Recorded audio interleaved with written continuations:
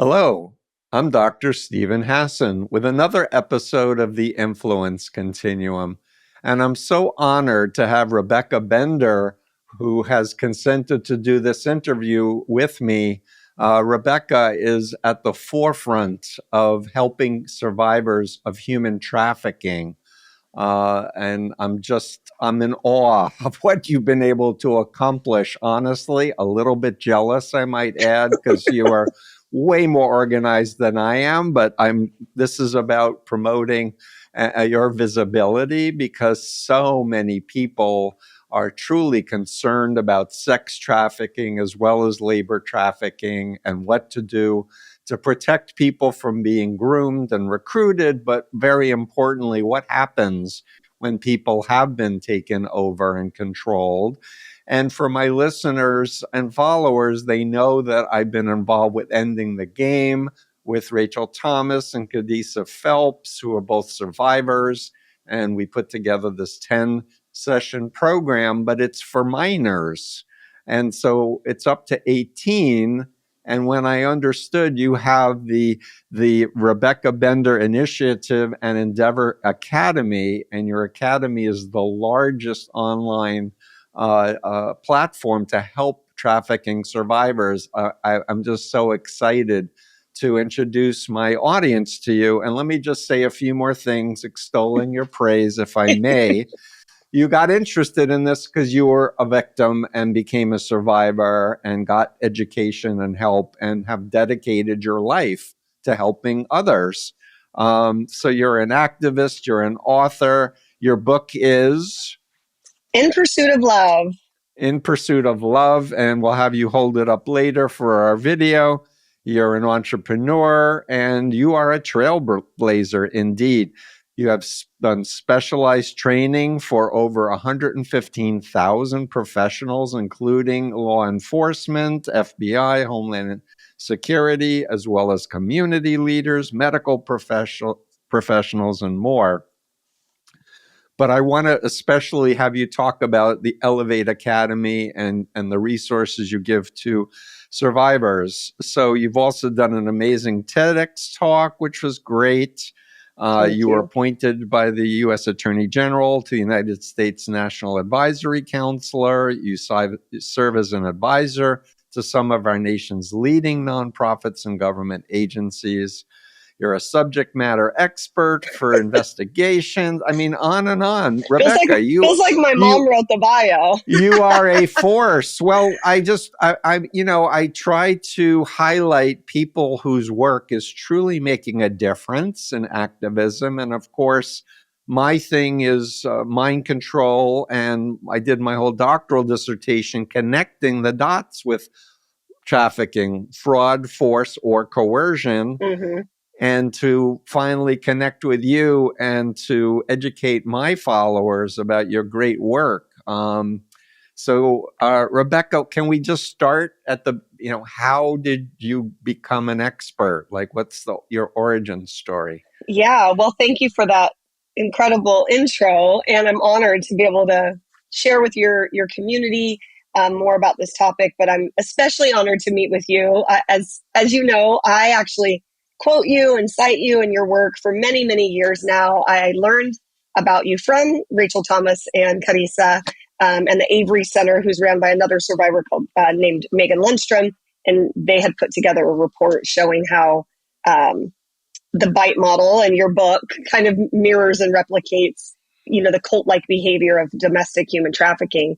And so it's truly an honor to have connected with you. I know we got to Zoom before this. And yay, but I hope to meet you in person someday soon. Yes, but anyway, proceed. So tell us your story, your background story, and then we can get into, all the incredible work you're doing. Yeah, well, before I share all of my trafficking story, you had asked about kind of how you become an expert, so to speak. And I can remember having this moment after I had escaped my trafficker and I was sitting at home in my house and I hadn't gone public with my story, much too afraid of the retaliation or that they'd find me or also what people would think, because I didn't have a lot of the language I have today to put to my story. I still kind of self-blamed and victim blamed a lot.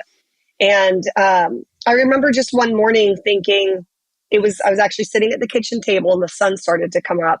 And I think what normally is beautiful for most people, a sunrise, I had this sick to my stomach feeling of time to go in. And I can remember in that moment having this piercing thought, how can I sit here and do nothing? How can I sit here in my warm, comfy house with my nice cup of coffee when I know what it's like to be more afraid to go home? And that was the moment that I decided to sell my business. I was running an ultrasound center at the time and go into nonprofit work. And I didn't really have a plan what that would look like. All I knew to start was that I wanted to share my story, that trafficking looks really different than the movies, and that it was happening in communities all across the country, even small communities. And that was really all I had to go with. And as I got, out there and started learning more and digesting other workshops that I would attend at the conferences I was speaking at, I realized I needed there to be more than just a sob story, right? I wanted there to be a call to action. I wanted there to be purpose. Right. And so I took my timeline, did a macro level view, and I thought, well, I've been to jail a lot. Maybe I can train law enforcement. That's kind of what went through my mind. And so I put together a couple law enforcement trainings and case studies based on my own conviction record, and did kind of undercover operations trainings and money laundering trainings, assessing culpability, trauma-informed interviewing. And it just started spreading. And I was kind of surprised. But I then started having other survivors reach out and say, hey, can you mentor us on how to turn kind of purpose out of our message? And how do you do that? And what do you charge? And how do you put a contract together? And all those, business things that you're not taught when you're in a criminal, industry. You're just kind of thrown into the anti-trafficking movement without any business kind of mentorship or acumen. So at the time I was getting a degree online because I lived in this tiny farm town. And I thought, well, if I could get a master's online, I could mentor online. And so I started an online school. We had just 5 survivors in the very beginning in our first class. And now we have had over nearly 1,600 students go through Elevate. Yeah, it's crazy. Spanning 600. It's great. I know, it's shocking. 600 U.S. cities where survivors are taking seats at the table. They're helping with policy. They're joining other task forces. They're a part of their town's community operations, and they're working within, peer mentoring and other things. And it's just so shocking because when I ran from my trafficker, I had no clue what I was going to do with my life. I literally thought I was going to work at Walmart the rest of my life was what I thought was going to happen. Because that's the only company in this small farm town I lived in. And I thought, well, I guess this is it. I guess I'll just work at Walmart the rest of my life, which is fine. But it felt like that was my only option. And so there was still a sense of hopelessness.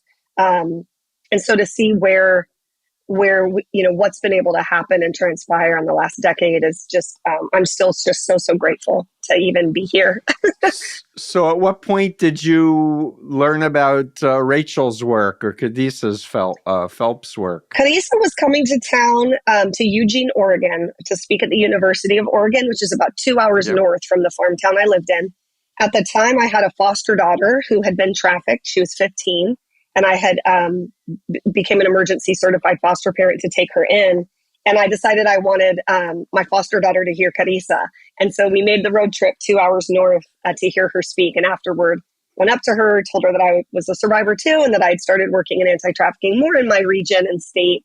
And so we just became good friends from there. I got to go on the Runaway Girl team and did some trainings, and that's where I met Rachel Thomas. Okay. So it was because in her story, she was trafficked as a child. Then she got mentored, went to UCLA, got a law degree and business degree, and started a business training survivors. And that's how Runaway Girl got started. So you were a Runaway Girl. So this is an outgrowth in a sense. Yeah, she brought me in on a couple trainings in California, and I got to meet a lot of the other survivors. And it was just great to see the camaraderie that existed between those of us who had survived something substantial. And yeah, it's been great ever since. I'm trying to get her to join my board now. So yeah, she's very busy pursuing as a lawyer some of the big platforms and some of the big, bad folks who are exploiting vulnerable youth. Incredible story. but you were beaten and tortured and tattooed, and I think your nose was broken and put in jail. Like, just give your credentials for anyone listening that you really were you were really taken such advantage of. And that makes you such an incredible mentor and survivor advocate that people have to take you seriously. Well, thanks. I was born and raised in a small farm town. It was actually a very small town called Cave Junction, Oregon, which is only, a couple thousand people. And my parents divorced when I was 9. My mom moved us to the big city of Grants Pass, which was about 30 to 40,000 people at the time, barely over that now. And I realized it was an ugly divorce. And I realized that if I just said yes to everything and stayed busy in high school, that I wouldn't have to be alone, right? My dad, had started kind of drinking after the divorce and wasn't very present. My mom was, busy rebuilding her own life and making ends meet. And really just kind of felt very alone, raised myself for the most part. Right. And so still, I would have never been put in an at-risk youth category. I was a varsity athlete. I was an honor roll student. I was involved in everything. I did, I was a cheerleader. I did soccer. I was just active. But really, it was a coping mechanism to just never have to be alone. And that can be a real dangerous cocktail, especially because then you say yes to every party, yes to every boy, yes to every drug. And so while I was busy just doing everything and anything to avoid being alone, I graduated high school and didn't really realize those were traumas or vulnerabilities. I don't think any kids, realize I think I have a trauma and vulnerability. You don't think like that at 15 or 16. So graduated high school a year early. My junior year, I had enough credits and I was accepted at Oregon State University, had my dorm room assigned, and I was really excited to get out of my small town. And I bet. Then I got pregnant and I gave up my dorm room and decided to stay in my community and go to community college so that I could have my daughter. And I'm so grateful that I did because she is amazing and really is what kept me, I think, fighting as things took a downward spiral from there. But I ended up moving up to the Eugene, Oregon, to the University of Oregon kind of college campus area. My friends that went there had an extra room in an apartment after their freshman year. And they said, you and the baby should move up. And I thought, okay, finally, this is it. I'm going to get out of this small town. And when I got there, those same vulnerabilities of feeling really alone started to resurface. I didn't have the support back in my small town of my aunts and my mom and my grandma. And, you don't have that kind of support as a teen mom. I'm, now barely 18, trying to figure out life and college and have this little baby. And it was at that time that I met the most amazing guy. And he was funny and charming. In air quotes. Yeah, air quotes, amazing. Most amazing, terrible guy. Go on. That's what traffickers do. They're chameleons. That's the epitome of fraud, is to pretend to be someone that you're not. He wasn't the age he said he was. He didn't have the, career he said he had. He had this long-standing criminal record that I knew nothing about, including providing minors with drugs and alcohol, stalking orders, none of which I knew about. He just morphed into being everything that I needed and wanted. And that's literally the definition of fraud, right? Is to defraud someone. 1,000%. No informed consent. And malignant narcissists are incredible liars and judges of human nature and can identify which buttons to push and your vulnerabilities. And for so many young women, they think their pimp is their lover, the boyfriend or the future husband. And that's how they get groomed initially. Yeah. I don't know if that was your story. Yeah, Romeo trafficking is a huge tactic out of the different types of traffickers. We've seen Romeo traffickers, guerrilla traffickers, spelled both militant and animalistic, I'm sure for both reasons. And a CEO trafficker, which is actually a coined term from Rachel Thomas, which was her false business opportunity. But that was definitely my case. He dated me for 6 months, got to know my hopes and dreams, and made everything about me and the baby, which I think really... I broke a 9-year-old me really wanted that family kind of unit, and that I really wanted for my little girl. And so I fell hard and fast at 18. And when he invited me to move in with him, I was excited. I thought this would be the one. And then he told me that his job was relocating him to Las Vegas. And so I begged to go.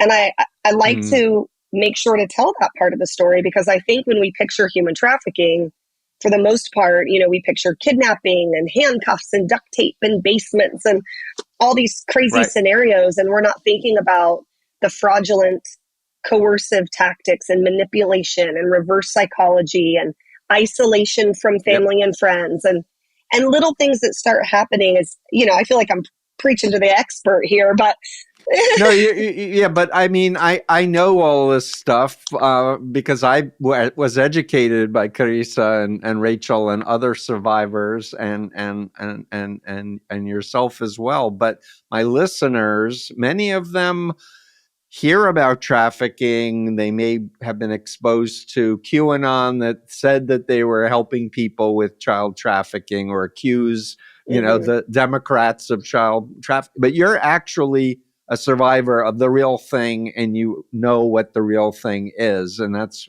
especially why I want you to not assume my listeners know what I know. Well, Please. The thing that I think is so fascinating about your work and the BITE model specifically, that's been so crucial in my understanding of what took place in my own life contextually, right? It's like sometimes you hear the big words, but then it's hard to understand until you lay it over what happened this day. Like, I can literally remember the day I got a text message from an old friend, like an old high school friend. This was right after we had got to Vegas. And my trafficker threw a fit and said, like, why would you need to stay in touch with high school friends? And that's so silly. And really got pushy about me deleting all my contacts. And in hindsight, it's never this A to Z black and white moment like you see on Law and Order, where the guy meets a girl in the mall and the next scene she's, in a mini skirt and fishnets. It doesn't work like that in real life. It's these really small, gradual little things where you get to the end and you realize, I don't have contacts in my phone. I'm living in a city that I don't know. I'm isolated from my community. And it hits you once you realize that that's a tactic employed by traffickers. But in the moment, you think you're in this relationship with kind of a jealous boyfriend, and you want to appease them, and you want to show that you don't care about the high school friends you used to talk to. And so you normalize that behavior, not realizing those are small, subtle steps towards isolation, right? Like, if you knew that in the beginning, you might raise a red flag and tell someone. But we tell people, we teach our kids stranger danger. We don't teach about boundaries and those small, subtle steps. So, So needless to say, those were some of the little things that would take place. But I get to Vegas. And sleep deprivation and... all of that started definitely... rewards and punishments, but also love bombing and effusive praise. You're so wonderful. You're so beautiful. You're so special. You're the love of my life. In the meantime, he's saying the same thing to 10 other trafficked women. And all of that stuff ended up taking place. The sleep deprivation was big. Sometimes I was only given an hour to sleep in the closet because that was the darkest place. So it didn't matter what time of day he would say, go to the closet and sleep. And it was like a walk-in closet, so you had a little bit more space. But nonetheless, you got an hour, and it's in the middle of the day, and you better go there because it's where it'll be dark, and you could only eat. Yeah, I slept 3 to 4 hours a night, and people are like, "You what?" And but I was labor trafficked. I was not sex trafficked, but I was totally working, giving all the money over to my pimp, Sun Myung Moon, who is a multi-billionaire, but thinking I was doing it for God in my story. But please continue. You think, and it wasn't every day that I was only given an hour, but it was frequently. Towards the end of my trafficking, it got more and more intense because we knew the feds were watching us. They had already raided one of the homes that a victim was in, and so we knew it was just a matter of time till they raided up, where we were in Las Vegas. So it became really intense toward the last probably year when we knew that we were being watched. And so that sleep deprivation and food deprivation, and he would say, like, well, she'll eat what I'm eating at restaurants, and those type of things where, again, you don't really catch them in the moment. You're thinking, that you're doing it for the family, that you're playing your part in the community. Right. And eventually I ended up collapsing in the Hard Rock Casino for dehydration and overexhaustion. I passed out and was rushed to the emergency room. And I can remember getting the medical records just a few years ago. I reached out to get my medical records, and on it says, and mind you, you're going in between 9 p.m. and 2 a.m., which already should be a red flag for ER staff. Right. You're in potentially hypersexual clothing, so should again be a red flag. You're found passed out in a hotel casino, red flags. So lots of red flags, but the medical report says 25-year-old female appears alert and in no distress. Husband is here to get her. They don't have time to wait for results. And I thought, none of this was red flags for anybody? Yeah, it could have been because it was Las Vegas, because I remember an ER nurse creating, what people should be watching out for with trafficking victims coming into an ER. But please continue. Yeah, so that sleep deprivation and food deprivation got so intense that ultimately it was due to dehydration and overexhaustion was the results of that collapse. But for 6 years, nearly 6 years, I ended up getting bought and sold between 3 different traffickers, further and further up kind of crime family echelon in terms of just the severity and reach and network that they had at the end. In that 6 years, I was arrested multiple times for different prostitution related charges.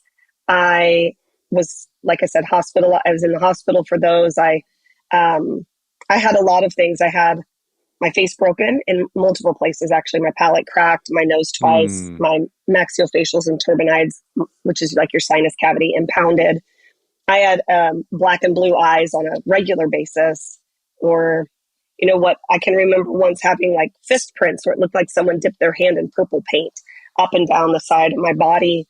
Just constant abuse. I had constant abuse. And I'm so sorry. Okay. I'm listening to this and it makes me so angry and upset. It was just, it was constant state of fear. You just lived in this constant state of walking on eggshells, constant state of fear, always wanting to obey the rules.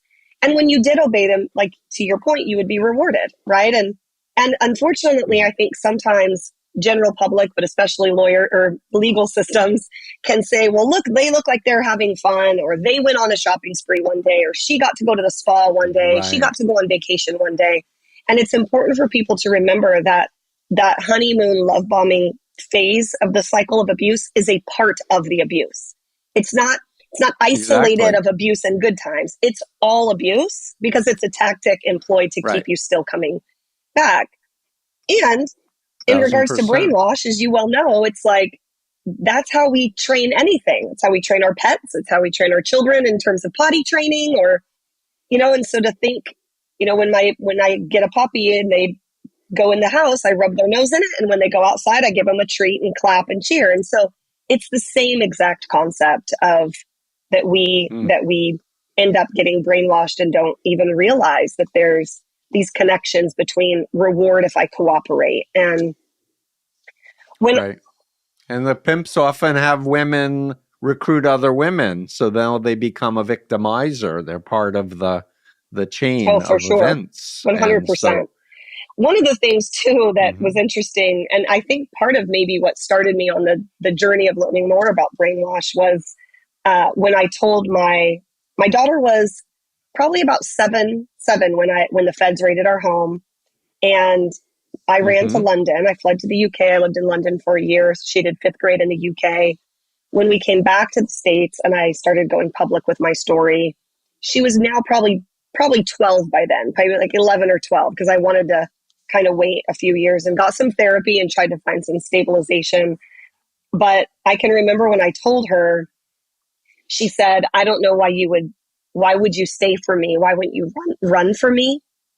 And why wouldn't you leave for me? Why would you stay for me? And then she said, if they can brainwash you, they can brainwash anyone, because I think you're really smart. And it was so smart sweet. girl. And And it's true, it true. really opened my eyes of like, brainwash is a very real thing. I think we all think we're too smart in 2023 to ever be brainwashed, but it's such these subtle, small little things that. Totally. You skipped, a grade to graduate high school early. So did I. You know, I'm a smart guy, but I didn't see it coming. I had the illusion that I was making my own choices as I was deceived and manipulated and isolated and mind controlled and indoctrinated into this new identity. So were you given a new name along with the hypersexualized clothing and Well, yeah, new language yeah. I mean, there's a system? whole vernacular of lingo that you have to learn, and a whole bunch of rules to the Right. to the game that you have to learn. But rites of passage were definitely a part of that cult-like family that we had. There would be a series of things. Yep. One was you're given a new name, and then next you would get branded. You'd get the tattoo, and eventually you would change your last name legally to all be the same. And the fourth and final would be that you would get a business in your name, which is the dangling carrot to think that you're getting out soon, right? That if you invest all of this community money into each individual's entrepreneurial idea, then you can leave the game with something and just go run your own shop and be done. And so that's the dangling carrot of eventually we all get out with something that can sustain our family and our lifestyle. Yeah, I've heard this before from survivors that they are programmed to think that they're going to be, they're entrepreneurs and they make way more money than anybody else. Of course, they don't Right. get to keep it. They have to turn it over. That's part of the trickery and the exploitation. Well, and them thinking But they're an yeah, entrepreneur this control. in sex work is one thing, but we actually would buy real businesses. We bought a pizza shop, we bought a manufacturing plant, we bought real Oh, businesses that would then be the front to launder money. But eventually the goal would be that the business, even though we were putting money into it in hopes to get it eventually legitimized, that it would make enough money to pay the bills on its own. So that's part of why the feds were able to get the RICO Act and tax evasion was because of all of the legitimate businesses that were purchased that money was being laundered through. so were you like Rachel turned and became an expert witness on her CEO pimp, or were you involved in any of the prosecution, or you didn't need to? Unfortunately, most of us were much too afraid to talk. And so there was no prosecution of my trafficker. He is still trafficking today.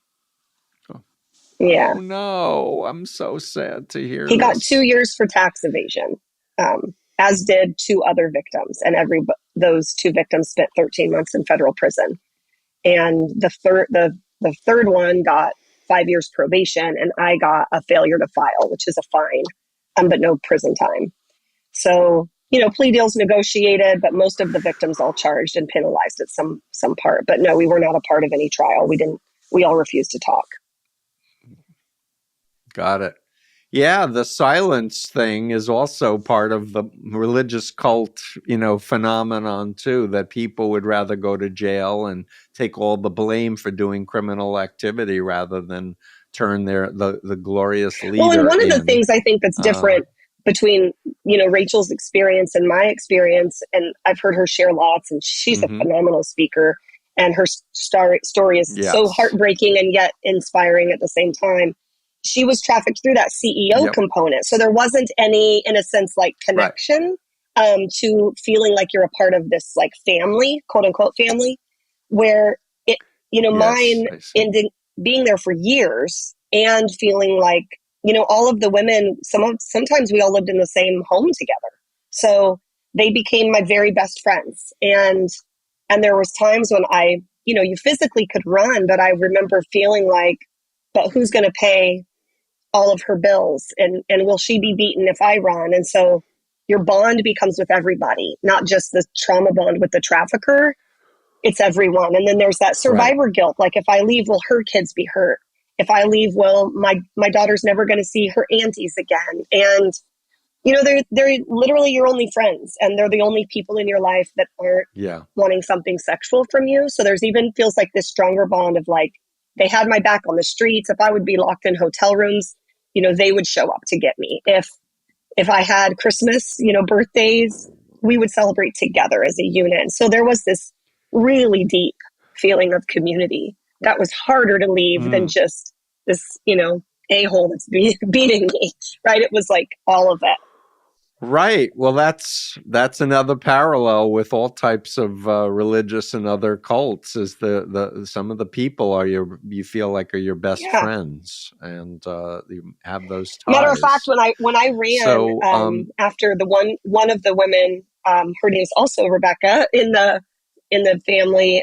She did time in prison, and when we got our FBI file back, or not FBI, federal file back, we had all these jail calls and surveillance photos, and you can hear her and I on the phone, and she's crying, saying thank you, and she doesn't know how she'd, be able to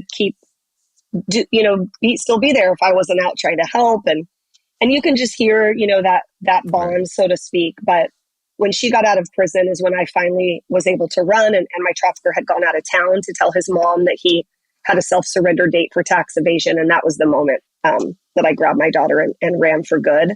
But it was I kind of disappeared off the face of the earth as much as possible, fleeing to another country even, like that's how deathly afraid you were. Yes. And so I kind of fell off the grid for about a year and a half. And then out of the blue, one day, I got a phone call from an unknown number, and it was her.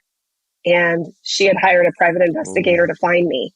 And she just wanted to say sorry because she had recruited me. And she recruited me with the idea of like, hey, you won't be beat. You won't, she had seen bruises on me before. And she said, hey, if you come to our family, you won't be hit. Things will be easier. We invest our money in businesses. This is your way to get out. And that's because you said you went from one trafficker to another to a third one. Yeah, and so she was just apologetic that it ended up, these were the worst beatings that I had ever experienced in my life. And so she felt bad. She had some remorse and wanted to apologize. And we stayed in touch ever since, still best friends to this day. I actually bought a house 10 minutes away from her, moved to the city she lived in.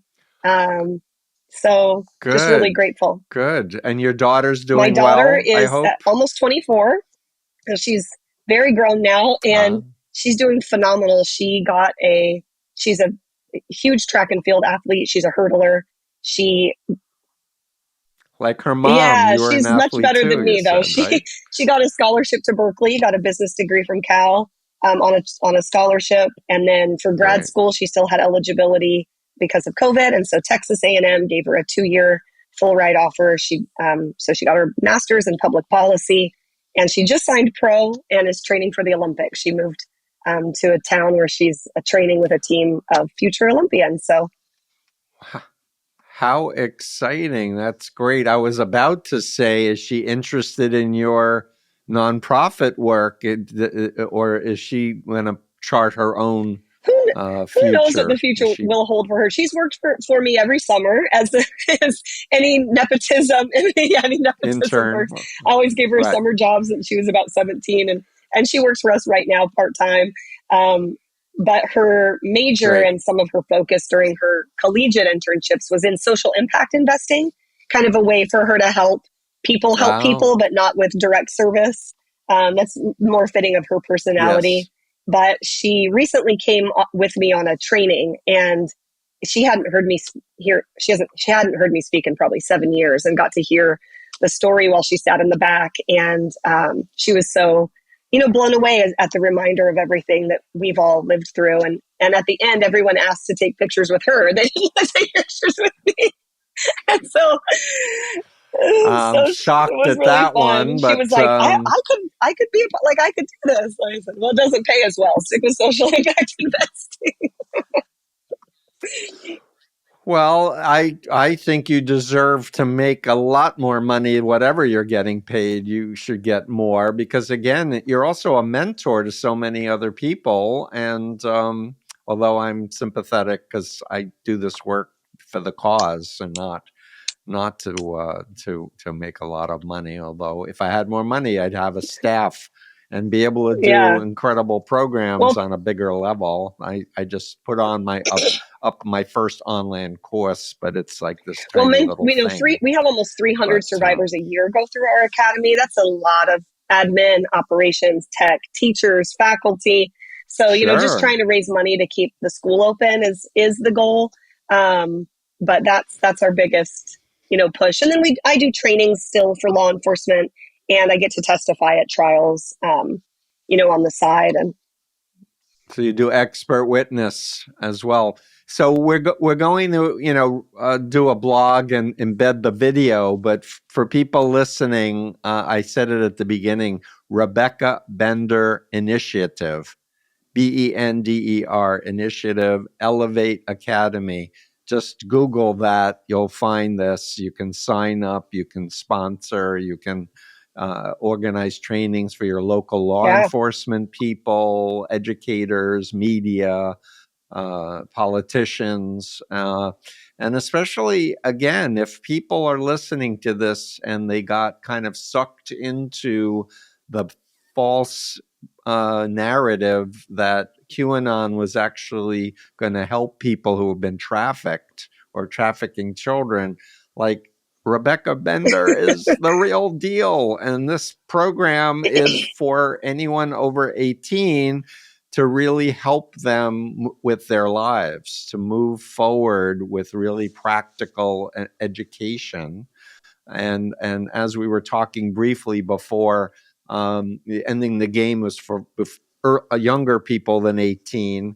And you were also saying that people should get support therapy and then come to take the academy. We're not a and such, stabilization right? organization, so we don't assist with, relocating you to safe homes, making sure you have food, shelter, clothing, therapy services. We don't provide kind of that individualized wraparound care for stabilization. We really want to help you with what we call the now what, like when it hits you after maybe you ran from your trafficker and hopefully maybe got into a safe home or at least to a stable grandma's house for minimally, and you have a moment to take a breath, and then you have this feeling of, okay, now what am I going to do with the rest of my life after escaping all of these horribly traumatic things? It's like you're right back to the same vulnerabilities that got you trafficked in the first place. And now it's compounded with criminal record, PTSD, survivor guilt, trauma bonds that still exist. Those feelings of, well, could I do it on my own and just keep all the money? All of that still plays a part in the first, I would say, 6 to 12 months minimally. So we want to make sure to get everyone stable before we just start teaching you how to build a resume. Of course, the latter is important, but both, all of those steps matter. But I'm sure if somebody is looking for help and they're not yet ready for your organization, if they contact you, you can make a referral 100%. to wherever they are, because you're uber connected. I said at the beginning that you're part of the U.S. Attorney General National Advisory Council, which is comprised of other there's about 20 of us that advise Congress on and do state assessments on every state on where they're lacking and where they've excelled, but still the areas for growth. And happy to refer, of course, anyone that calls. We've got a lot of connections. We have spreadsheets of over 300 safe homes. We've got a resource packet of stabilization programs offered in varying communities. So we would never not help, but our main focus of the school is to really figure out through a strengths-based approach what you're good at. When you get out of trafficking, you don't even know what you're good at. It's like, am I a creative photographer or a analytical bookkeeper? Like, which gift do I have? And we really want you to explore that and figure out which ones make your heart come alive, and what dreams did you have that you originally risked your life for, and how can we help you get there without that much of a risk, and that's right. And it's survivor led and taught. And that's super huge, because when you're in a mind control cult, you're programmed to think you can have no life outside of the abuse and the closed system. But meeting former members who have their lives together, who are really excelling as you do, is inspirational. Well, she can do it. Maybe I can do it. Exactly. And we have over 9 faculty of other survivor leaders just like me. So it's even not just me, it's everyone, right? Carissa, Rachel, all these 9 faculty, you're exposed to this community of what we call survivor leadership, where you realize like, oh, I could do this too. If everyone else can do it, I can too. And it provides you contacts. We have like cohorts and Facebook groups and Slack channels where everyone stays connected and we tell each other about different get-togethers throughout the country. But we've noticed that having that community for a lifetime is really impactful because things come up in life, right? You don't just do 1 year in a safe home and then everything magically comes together. We see, right, so when survivors start dating again or get married, or when their children hit the age that they were trafficked, there's all these things that come up throughout your lifetime, your life's journey. And so to have a community that you can reach out to and say, can someone talk today? I'm struggling. And to have 1,600 people on a listserv that people respond, yeah, I'll jump on a Zoom. How can I support you? It's that community like you never expected to be available to help. So it's really beautiful. Yeah, it's marvelous. So I'm going to just ask you to pick a few things. You've just named a bunch of them, but pick a few things that the public who has no understanding about what people go through. Like you mentioned, like, I want to date. What do I tell the person about my history? Like, how much do I share and how early, or employment if you have a record, and, just things that other people have no clue. Yeah, I would say, one of the things, I guess the main thing that I think the public doesn't generally understand is how difficult it is to find a sense of normalcy again. Generally you're taken from one town to another because you want to find stabilization. And that means starting over completely over with nothing in life. You have no job, no job history. You have criminal record. You have, all of these layered ideologies and beliefs that have been ingrained in you that are not true or accurate that you have to undo. And just the normalcy of feeling like, these are thoughts that went through my mind. If I share my story, or if someone finds out about my record, will my daughter's friends be able to come over and play with her? Or will the parents wonder what kind of person I am? When I got, married, I'm now divorced. When I got married right out of trafficking, I can remember thinking, are his coworkers going to mock him? Will we be invited to family barbecues? Like, what will people think and say? And how do you step in and make friends as an adult in a new city is hard enough, let alone when someone goes, so where are you from? Yeah. You're like, Vegas? Like, what do you even tell people? Do you lie? Do you come up with a story? Do you find a way to omit and minimize to protect and preserve? Like, it's just the normalcy part is so hard to tiptoe into because no one's kind of guiding you and you don't know how people will respond. And you really just want to feel like everyone else. And that first initial, reset is you're not like everyone else. And you do have to figure out how to navigate it in a way that's going to empower you to live your best life and your children, if you have any. And so those are some hard things. But then the other things, ruined credit, traffickers ruin credit on purpose, debt sometimes, things get put in your name without your consent. All of those normal things. Like, I went to turn on my power, my first apartment, and I needed a cosigner, and I had this huge debt. And I thought, I got the address in the years. I said I didn't even live there at that time, but it was a form of punishment when I ran, was to put everything in my name.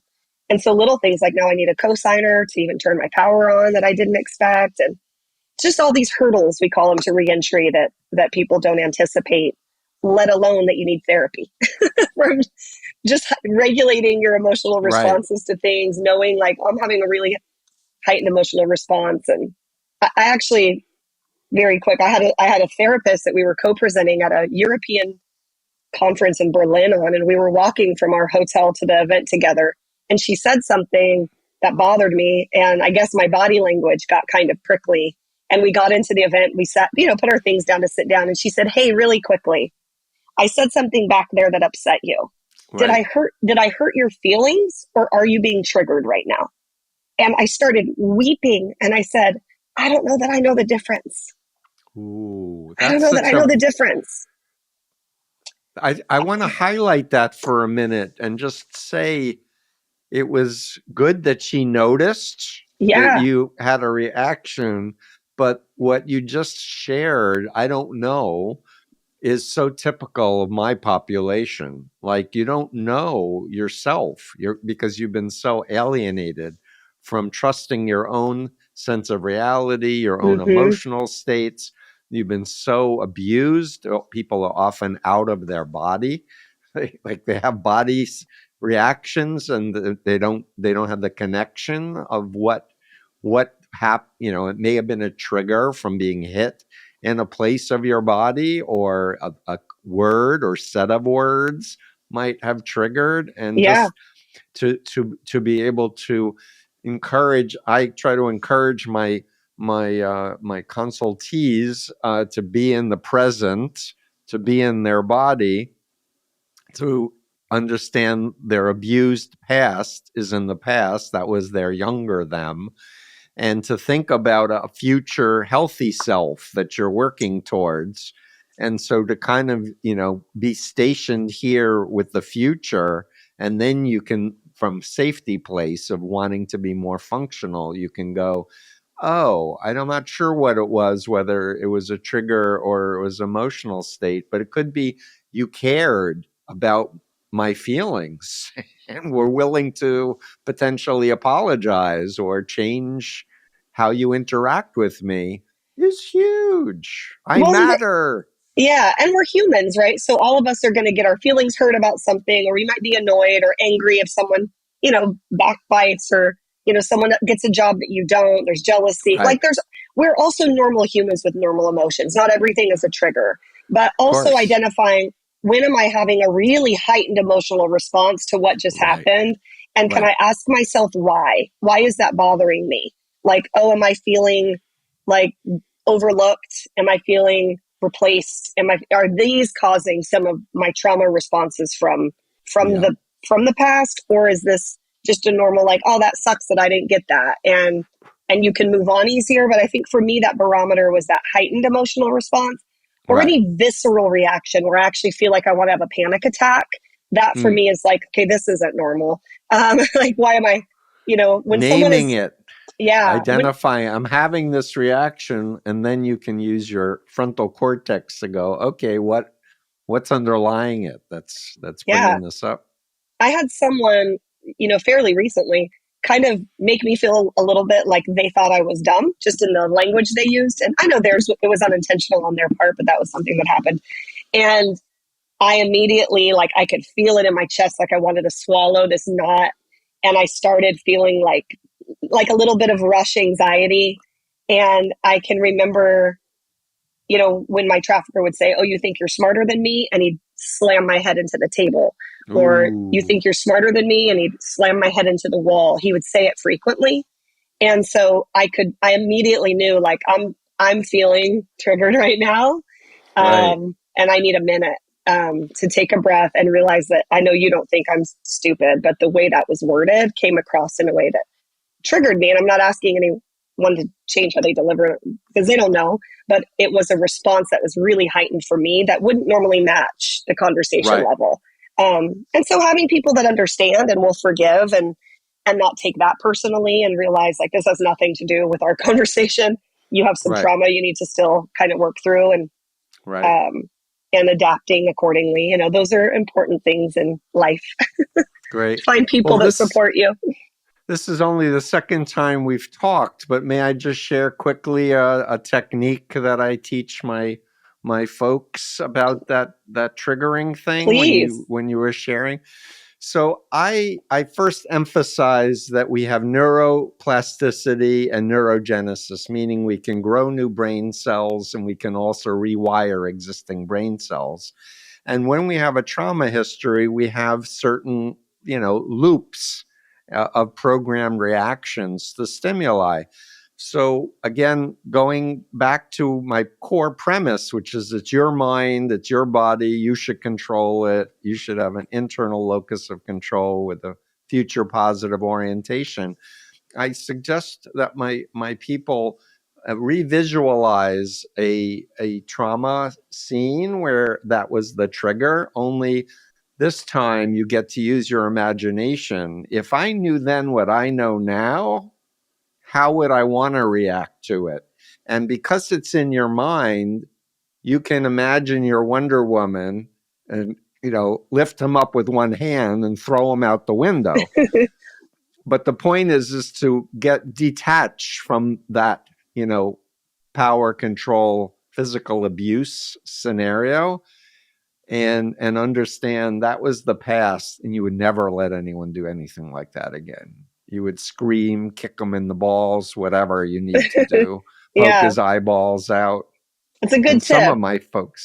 Some of my folks learn martial arts as part of their recovery. No one's ever going to do that again to me.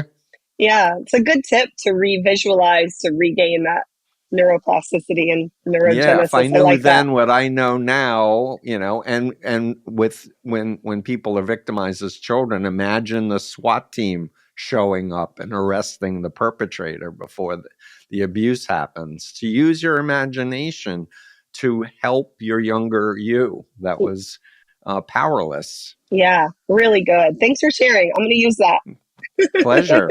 Yeah, no, this is, my own journey of healing over the decades. For myself, I chose to become a therapist. That was my way of doing therapy for myself and figuring things out. But I like to help people. So people say, you're doing this 47 years. How do you keep doing it? And it's like, because people are helped. Yeah. Thank me.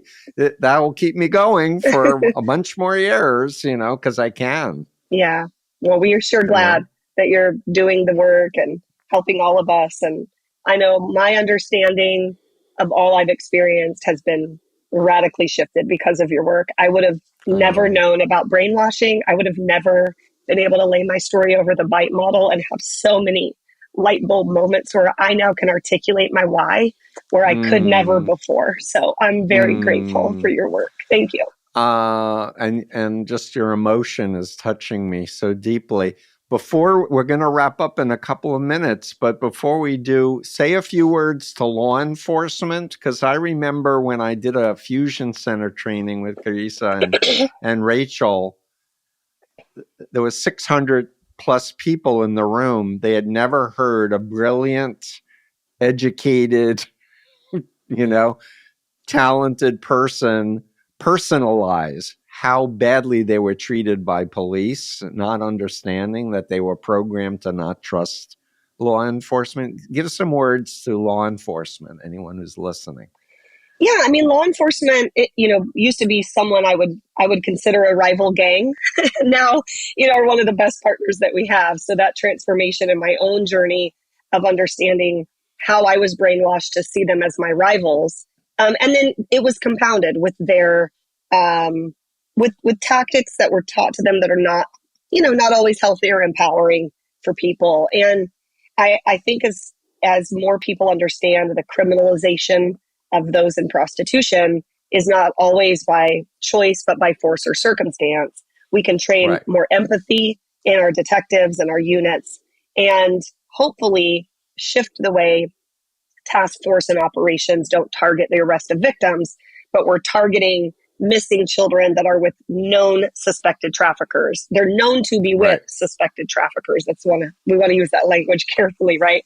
And so when we shift our operations to not just do this mass pickup of quantity, but a qualitative op where we have used intel and partnered with the National Center of Missing and Exploited Children to find juveniles in that city, then our ops are more targeted towards kids that we know are with suspected traffickers, and we can formulate our interview questions in a more trauma-informed way. We can assess culpability, so we're not arresting victims for their involvement in crime, and that's really the goal for me is to try to shift the criminal justice system as it pertains to this type of crime. And so I would hope they'd get a training. If they're listening, if your op doesn't do that, if it doesn't do what now is kind of referred to as reverse stings, please reach out, because we'd love to give you an all-day training where you learn better trauma-informed interviewing. You learn how to do an op differently. You learn how to use intel to target specified individuals. And we can, we bring in teams of people like Equitas, a phenomenal district attorney association that assists in citing case law for them. I know them, yes. We really love to make sure law enforcement can shift the way, and research is just getting better, right? Like Sometimes we tell Yeah. people, you haven't done anything wrong. Just 30 years ago, things were taught to you differently. We have a lot more research now, 30 years later, that we want to improve the criminal justice system in a way that's actually going to work is the goal. Yeah, and victim-centered. Yeah. And understand people are not choosing to be abused and in a mind control cult. And I'll just add, part of my motivation in doing my doctoral dissertation to update the law is to criminalize brainwashing so we can actually put pimps and traffickers in jail for enslavement, because they should be off the streets. Yeah, brainwashing would be a great component, especially within the Trafficking Victims Protection Act, added as a form of coercion or added as a fourth thing, force, fraud, coercion, or brainwash. If those have been used to exploit, trying to figure out how to add that would be a huge part for our industry. I'll just say I've interviewed Paul Chang, who's a labor trafficking regional coordinator for Southern California. He uses my BITE model in trainings regarding labor trafficking because fraud, force, and coercion is within the BITE model, and the BITE model is more robust. That's a good point. So, more of the umbrella to understand those things. Yeah. Well, coercion, what do we mean? Oh, controlling behavior, information, thoughts, emotions, creating a new identity that's dependent and obedient. Oh, and there's a long list of each. Yeah. And commercial traffickers do almost all of them. So true. So true. I'm going to use that when I take the stand. I have a trial on Monday, so I'll be using. Oh, well, if you have time, I would, the dissertation is on freedomofmind.com, and I summarize brainwashing models. And of course, it's the first scientific model to describe authoritarian control. And with that, Elevate Academy, Rebecca Bender Initiative, we'll add the link to your TEDx talk. Your book is, can you hold it up? In Pursuit of Love. And what's the subtitle? It says One Woman's Journey from Trafficked to Triumphant. You are so special. Thank you for being you. Thank you for contributing to the planet and uplifting us. Thank you. Thanks for having me. Great. Take care. Steve Hassan here. It's been decades since my family rescued me from the Moonies. I've been at this for over 47 years. The need has never been greater. If you're able, please consider hitting the super thanks button below, and it'll help us to do better. Every penny will help us toward our goal of educating the planet about undue influence. Remember, it's your mind. Only you should control it.